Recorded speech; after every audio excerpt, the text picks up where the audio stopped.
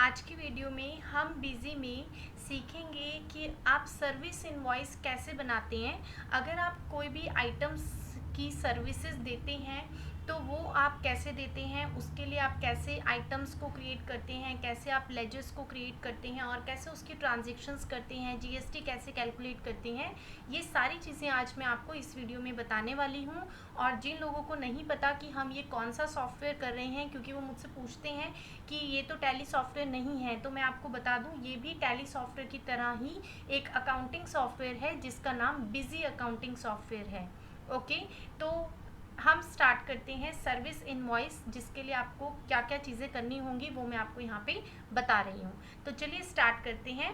सबसे पहले हमें क्या करना होगा, हमें आइटम्स क्रिएट करनी होंगी जिसकी भी हम सर्विसेज प्रोवाइड करते हैं।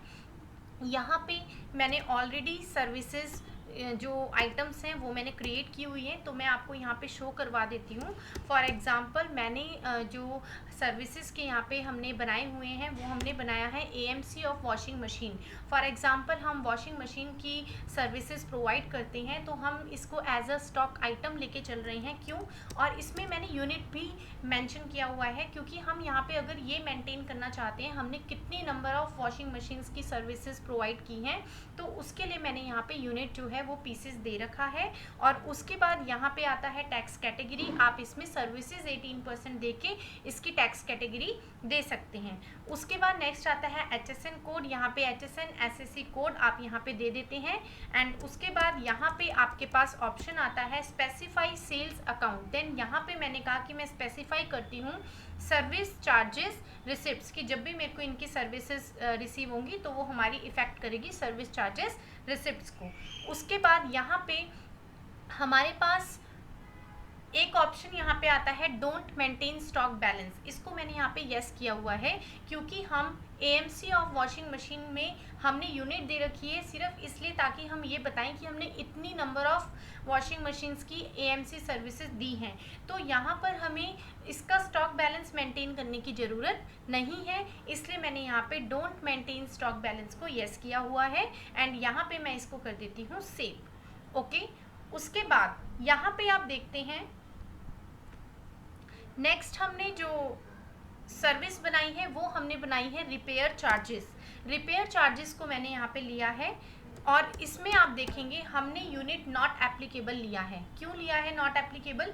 क्योंकि हम रिपेयर चार्जेस जो हम चार्ज करते हैं वो हमारे फिक्स होते हैं, वो कोई ऐसा नहीं है कि आइटम वाइज होते हैं, तो उसके लिए हमें यूनिट को फिक्स करने की ज़रूरत भी नहीं है। तो इसलिए यहाँ पे हमने इसको नॉट एप्लीकेबल किया हुआ है। हमने यहाँ पे टैक्स कैटेगरी 18% लिया हुआ है। अगेन यहाँ पे हमने फिक्स किया है सर्विस चार्जेस रिसिप्ट्स। एंड यहाँ पे आप देखते हैं डोंट मेंटेन स्टॉक बैलेंस में यस आ रहा है। क्यों? क्योंकि मैंने तो इसको यूनिट्स ऑलरेडी नहीं दी, तो ऑब्वियसली इसका तो स्टॉक बैलेंस वैसे ही मेंटेन नहीं होगा। अगर मैं इसको नो भी करती हूँ, देखो मैंने एन प्रेस किया तो यहाँ पे आपके पास एरर शो हो गया, since unit is set to not applicable you can not modify do not maintain stock value to false. Okay, तो यहाँ पे आप इसको मेंटेन नहीं कर सकते हो, ये आपका ऑलरेडी यस ही रहेगा। ओके, एंड देन हम इसको कर देते हैं सेव। ओके, तो यहाँ पर हमने क्या किया, दो मैंने सर्विसेज बना दी जिसकी हम प्रोवाइड करते हैं सर्विसेज।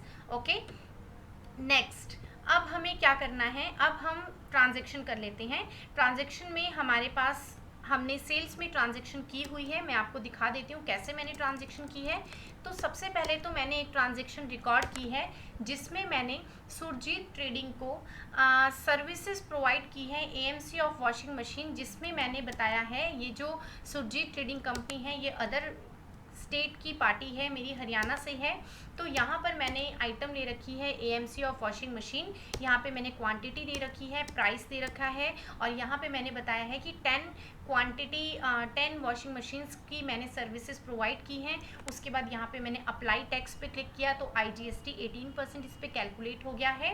एंड उसके बाद जब हम इसको सेव करते हैं तो यहाँ पे हमारे पास bill by bill adjustment of amount यहाँ पे आता है, तो आप इसमें रेफरेंस नंबर दे सकते हैं।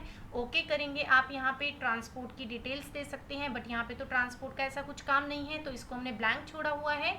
ओके आप करेंगे तो यहाँ पे आपको शो करेगा print sales invoice standard. Yes, अगर मैं इसको सेल्स इनवॉइस को प्रिंट करवाना चाहती हूँ तो यहाँ पे हम फॉर्मेट जो है वो स्टैंडर्ड ले लेते हैं। एंड यहाँ पे आप इसका प्रीव्यू देखना चाहते हैं, आप प्रीव्यू पे आ सकते हैं एंड देख सकते हैं कि ये जो हमारा इनवॉइस है वो हमारा कैसे बना है, कैलकुलेशन कैसे हुई है। आप देख सकते हैं यहाँ पे प्रॉपर इनवॉइस आपका बन जाता है।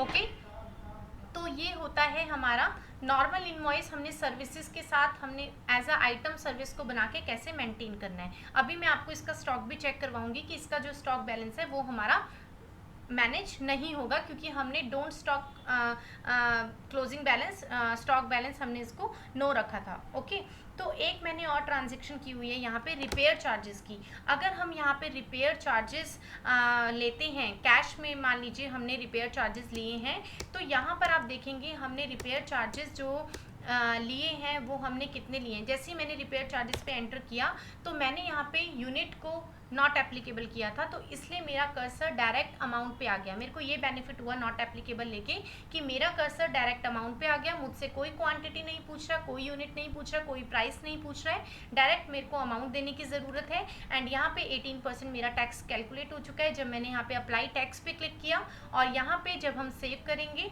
सेव करने के बाद आप अगर इसका भी प्रिंट देखना चाहते हैं तो ये आपका कैश इनवॉइस है, आप देख सकते हैं। इसका भी जो इनवॉइस है वो आपको शो हो जाएगा, प्रीव्यू पे आप इसको देख सकते हैं यहाँ पे।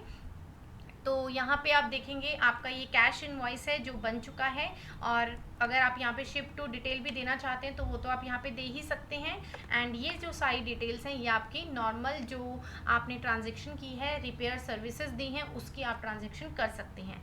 अब ये ट्रांजैक्शन करने के बाद अगर आप चेक करना चाहते हैं अपना बैलेंस, अगर आप यहाँ पे स्टॉक बैलेंस देखना चाहते हैं तो एक बार आप डिस्प्ले पे आइए।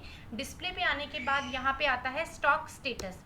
स्टॉक स्टेटस पे आके यहाँ पे मान लीजिए मैं चेक करती हूँ क्लोजिंग स्टॉक अल्फ़ाबेटिकली, यहाँ पे मैंने लिया। और अगर मैं इसको डिटेल में शो करना चाहती हूँ तो डिटेल ले लेंगे।